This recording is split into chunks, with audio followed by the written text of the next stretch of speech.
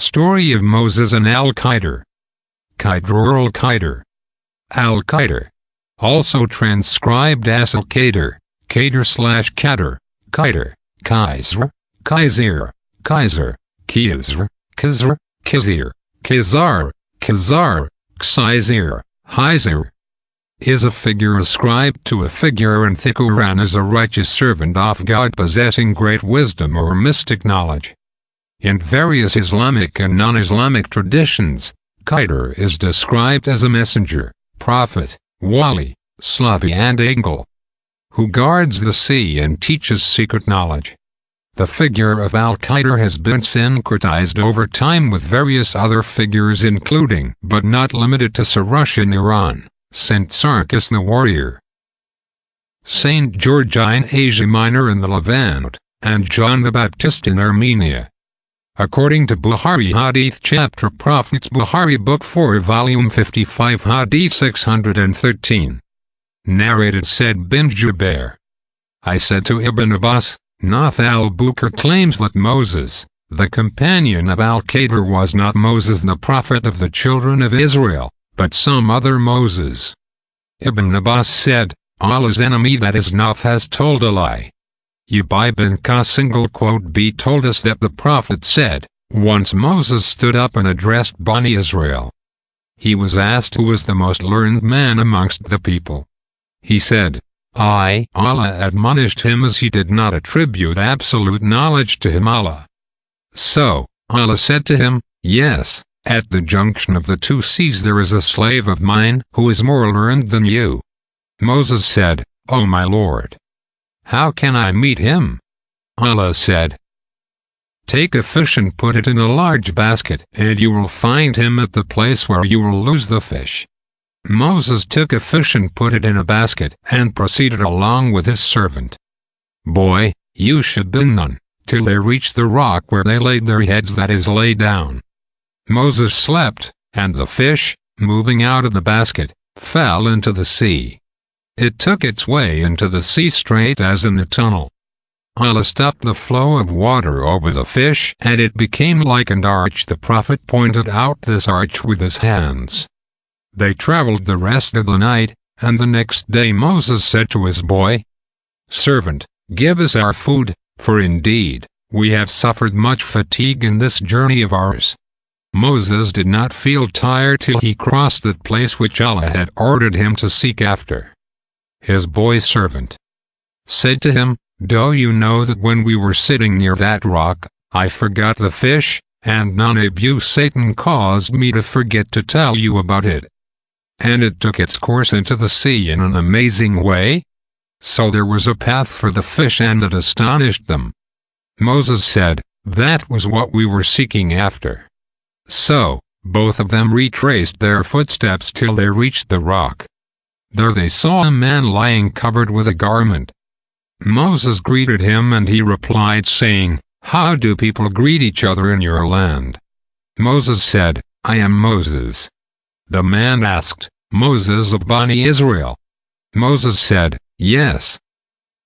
I have come to you so that you may teach me from those things which Allah has taught you. He said, O Moses, I have some of the knowledge of Allah which Allah has taught me, and which you do not know, while you have some of the knowledge of Allah which Allah has taught you and which I do not know. Moses asked, May I follow you?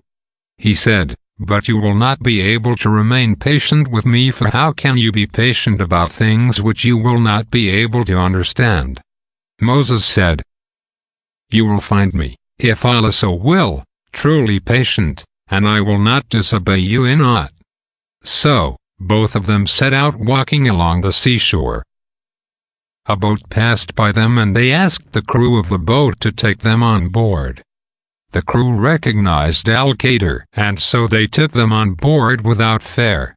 When they were on board the boat, a sparrow came and stood on the edge of the boat, and dipped its beak once or twice into the sea. Al-Khidr said to Moses, O Moses, my knowledge and your knowledge have not decreased Allah's knowledge except as much as this sparrow has decreased the water of the sea with its beak. Then Suddenly Al-Khidr took an adze and plucked a plank, and Moses did not notice it till he had plucked a plank with the adze. Moses said to him, "What have you done? They took us on board charging us nothing. Yet I have intentionally made a hole in their boat so as to drown its passengers. Verily, you have done a dreadful thing."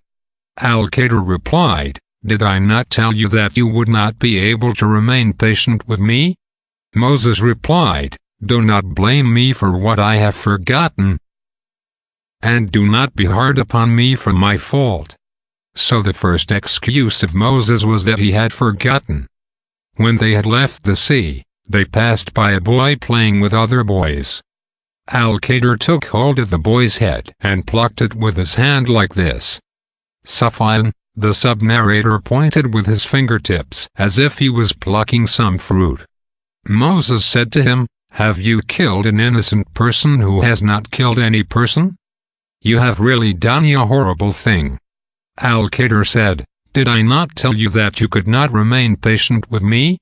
Moses said, "If I ask you about anything after this, don't accompany me. You have received an excuse from me." Then both of them went on till they came to some people of a village, and they asked its inhabitant for wood, but they refused to entertain them as guests. Then they saw therein a wall which was just going to collapse, and Al-Khidr repaired it just by touching it with his hands. Shaitan, the sub-narrator, pointed with his hands, illustrating how Al-Khidr passed his hands over the wall upwards. Moses said, "These are the people whom we have called on.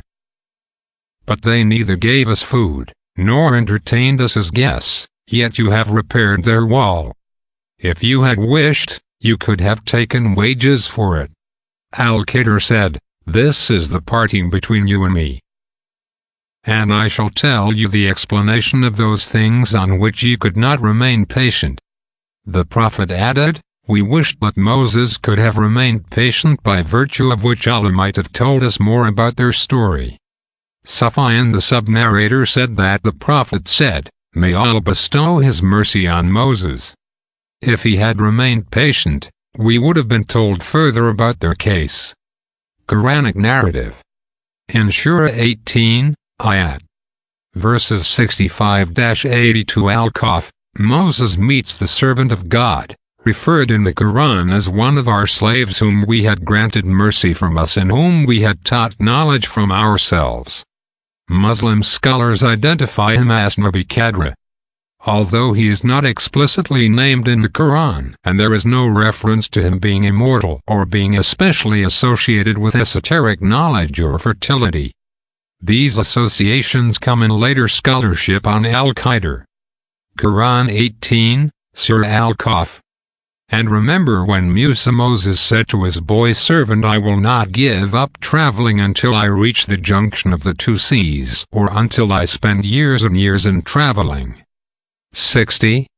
But when they reached the junction of the two seas, they forgot their fish, and it took its way through the sea as in a tunnel. 61. So when they had passed further on beyond that fixed place, Moses said to his boy servant, "Bring us our morning meal. Truly, we have suffered much fatigue in this, our journey." 62. Said, "Oh, you remember when we betook ourselves to the rock? I indeed forgot the fish, none but Shaitan, Satan, made me forget to remember it. It took its course into the sea in a strange way." 63. Moses said, "That is what we have been seeking." So they went back, retracing their footsteps. 64. Then they found one of our slaves, on whom we had bestowed mercy from us, and whom we had taught knowledge from us. 65. Moses said to him, "Khidr, may I follow you so that you teach me something of that knowledge, guidance, and true path which you have been taught by Allah?" 66. Khidr said, "Verily, you will not be able to have patience with me." 67. And how can you have patience about a thing which you know not? 68. Moses said, "If Allah wills, you will find me patient, and I will not disobey you in aught." 69. Khidr said then, if you follow me, ask me not about anything till I myself mention of it to you. 70. So they both proceeded, till, when they embarked the ship, Khidr scuttled it. Musa Moses said, have you scuttled it in order to drown its people? Verily, you have committed a thing or a munkar.